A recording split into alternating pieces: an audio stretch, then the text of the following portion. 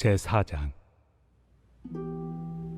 상전들아, 의와 공평을 종들에게 베풀지니 너희에게도 하늘의 상전이 계심을 알지어다. 기도를 계속하고 기도에 감사함으로 깨어 있으라. 또한 우리를 위하여 기도하되 하나님이 전도할 문을 우리에게 열어주사 그리스도의 비밀을 말하게 하시기를 구하라. 내가 이 일 때문에 매임을 당하였노라. 그리하면 내가 마땅히 할 말로서 이 비밀을 나타내리라. 외인에게 대해서는 지혜로 행하여 세월을 아끼라. 너희 말을 항상 은혜 가운데서 소금으로 맛을 냄과 같이 하라. 그리하면 각 사람에게 마땅히 대답할 것을 알리라.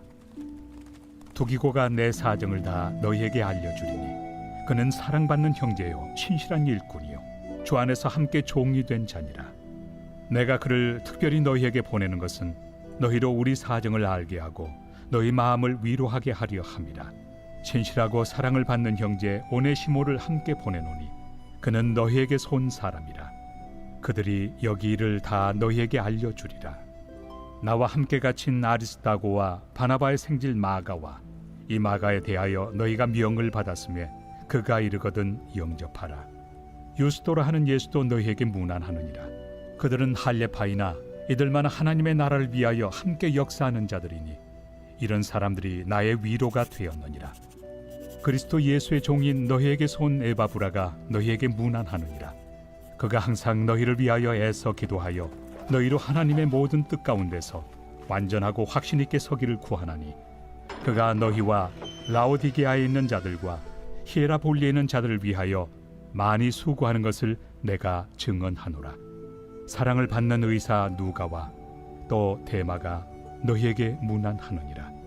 라오디게아에 있는 형제들과 num바와 그 여자의 집에 있는 교회에 문안하고 이 편지를 너희에게서 읽은 후에 라오디게아에 있는 교회에서도 읽게 하고 또 라오디게아로부터 오는 편지를 너희도 읽으라. 아키포에게 이르기를 주 안에서 받은 직분을 삼가 이루라고 하라. 나 바울은 친필로 문안하노니 내가 매인 것을 생각하라. 은혜가 너희에게 있을지어다.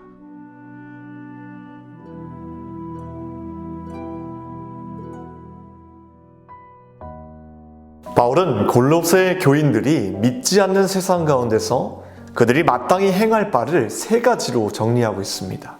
2절에 항상 기도에 힘쓰고 5절에 신중한 행동과 근면한 봉사에 힘쓰고 그리고 마지막 6절에 마음을 헤아려 유익한 말을 하라는 것입니다. 왜 우리는 믿음이 없는 세대 가운데 바울의 말처럼 부지런히 기도하고 또 열심히 봉사하며 또 말을 항상 은혜 가운데서 해야 하는 것일까요?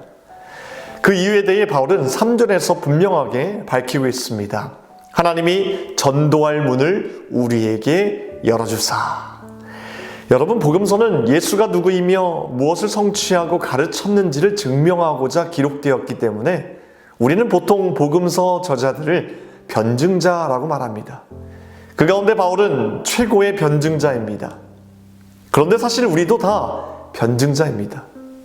그런데 문제는 이 변증도 퇴색이 되어버렸다는 것입니다.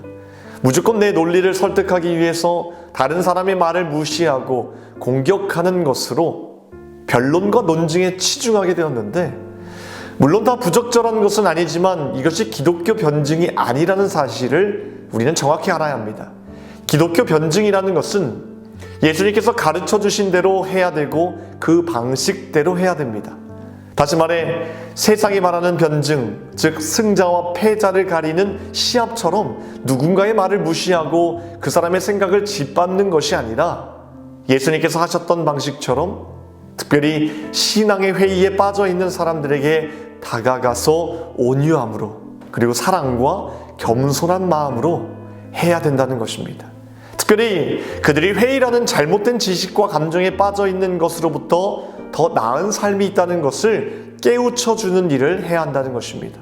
어떤 잘못된 이념에 빠져 있는 사람들, 신앙의 회의와 낙심에 빠져 있는 사람들을 진짜 하나님 나라의 삶 속으로 인도하는 것, 그들이 진리를 받아들여 진정 행복한 삶으로 나아갈 수 있도록 돕는 모든 일을 하는 것, 이것이 전도자의 삶, 변증자의 삶이라고 확신합니다. 이 삶은 내가 선택할 수 있는 삶이 아닙니다. 하나님 분명 바울의 입술을 통해 우리에게 전도할 문을 열어주신다. 너의 입술을 통해 또 다른 하나님의 사람을 세워주신다고 명하셨기 때문에 마땅히 해야 할 일입니다. 우리가 이 일에 올인해야 하는 이유는 영혼 구원이라는 것은 단순히 죄책감에서 어느 정도 해방되었다는 얄팍한 구원이 아니기 때문입니다. 예수님이 말씀하시는 것은 그 이상의 것, 그 이상의 더 나은 삶이었습니다. 마태복음 4장 17절 말씀에 회개하라 천국이 가까이 왔느니라. 이것은 지금 이 땅에 임한 하나님 나라입니다. 예수님은 누구든지 돌아서서 들어가기만 하면 지금 당장 천국을 누릴 수 있다고 말씀하셨습니다. 우리도 예수님의 제자로서 우리의 첫 번째이자 마지막 목표가 되어야 하는 것이 그분의 나라 안에서 그분처럼 사는 법을 배우는 일일 것입니다. 그 속에 우리가 먼저 그분과의 교제 속에서 풍성한 은혜를 누려야 하고 그 속으로 다른 영혼들을 인도해야 합니다. 베드로전서 3장 15절에서 16절 말씀을 제가 읽어드리겠습니다. 너희 마음에 그리스도를 주로 삼아 거룩하게 하고 너희 속에 있는 소망에 관한 이유를 묻는 자에게는 대답할 것을 항상 준비하되 온유와 두려움으로 하고 선한 양심을 가지라. 이는 그리스도 안에 있는 너희의 선행을 욕하는 자들로 그 비방하는 일에 부끄러움을 당하게 하려 함이라. 베드로는 그 전 14절에서는 이렇게 말합니다. 의를 위하여 고난당하는 사람은 정말 행운하다라고 말합니다. 왜 그렇습니까? 의를 위하여 고난당할 때 천국이 베드로의 삶 속에 실제로 다가왔다는 것을 체험했기 때문입니다.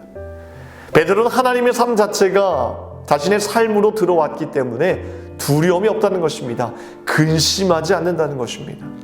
그런 자는 15절의 말씀처럼 세상 사람들이 이 사람의 믿음과 소망이 너무 신기해서 그 소망에 관해 물었을 때 이미 대답할 준비가 되어 있는 자라는 것입니다.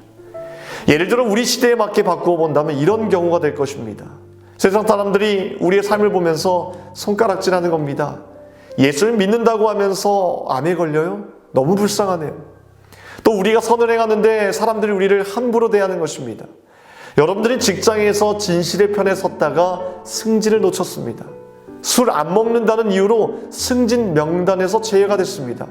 그런데 이 모든 말 뒤에 이런 말이 붙여지는 겁니다. 그런데도 당신은 왠지 행복해 보입니다. 우리가 정말 예수를 믿고 그분을 전하고 싶고 다른 사람에게 영향력을 끼치고 싶다면 본질적으로 내 자신이 먼저 변화되어야 합니다. 단지 내 눈앞에 일어나는 사건을 통해 도대체 왜 나에게 이런 일이 생기는가 불평하고 우는 소리를 내는 것이 아니라 이런 일을 주시는 하나님의 계획에 감사해야 합니다. 내가 이 세상 너머에 존재하는 하나님 나라의 삶을 드러내 보여야 합니다. 왜 그렇습니까? 그렇게 살아갈 때 주변 사람들이 찾아와서 묻기 시작합니다. 당신은 도대체 어떤 분을 믿기에 그런 평안과 기쁨을 누리며 살 수 있습니까? 당신은 정말 행복해 보입니다. 이유가 무엇입니까? 사람들이 의문을 품고 물을 때 베드로의 말을 기억하십시오. 너의 속에 있는 소망에 관한 이유를 묻는 자에게 대답할 것을 항상 준비하되. 여러분 늘 준비하고 있는 그리스도의 그 지식을 담대하게 전하시기 바랍니다. 그런데 중요한 것은 온유한 마음으로 또 두려운 마음으로 하라는 것입니다. 온유. 그 이유는 이것이 예수님의 방식이었기 때문이고 변증은 이기려고 하는 시합이 아니라 사랑과 섬김으로 끝까지 참아주고 기다려주고 그가 신앙생활을 잘 할 수 있도록 돕는 일이기 때문입니다. 두 번째, 왜 두려움으로 해야 합니까? 이것은 나 혼자 하는 일이 아니라 하나님과 함께 하는 것이기 때문입니다. 전능하신 하나님과 함께 일하면서 무섭지 않다면 미련한 사람일 것입니다. 그러나 나쁜 의미의 두려움이 아니라 하나님이 하나님이심을 기억하는 것이고 그분께 의지하는 것입니다. 여러분, 전도는 질문에 답하여 타인에게 믿음의 문을 열어주는 일입니다. 그러나 내가 하는 일이 아님을 기억하십시오. 하나님께서 친히 그 전도의 문을 열어주실 것이기 때문입니다. 그저 겸손함으로 온유함으로 내가 준비되어 있다면 사람들은 여러분들에게 찾아올 것이고 그들은 여러분들의 대답을 듣고 믿음의 길을 시작하게 될 것이라 확신합니다. 그 이유는 그 사람들은 이미 여러분들 속에서 무언가를 보았기 때문입니다. 기도하겠습니다. 오늘 목요일 새벽에 함께 기도할 공동기도 제목은 다음 세대와 가정을 위해서 기도하겠습니다. 아이들이 예배 자리를 떠나지 않게 해달라고, 다음 세대에 세상의 죄에 물들지 않고 믿음으로 자라나게 해달라고, 또 가정 예배가 회복되고 세워지도록 이를 위해서 함께 기도하겠습니다. 기도하겠습니다. 하나님, 당신께서 친히 열어주실 전도의 문을 기대하고 소망합니다.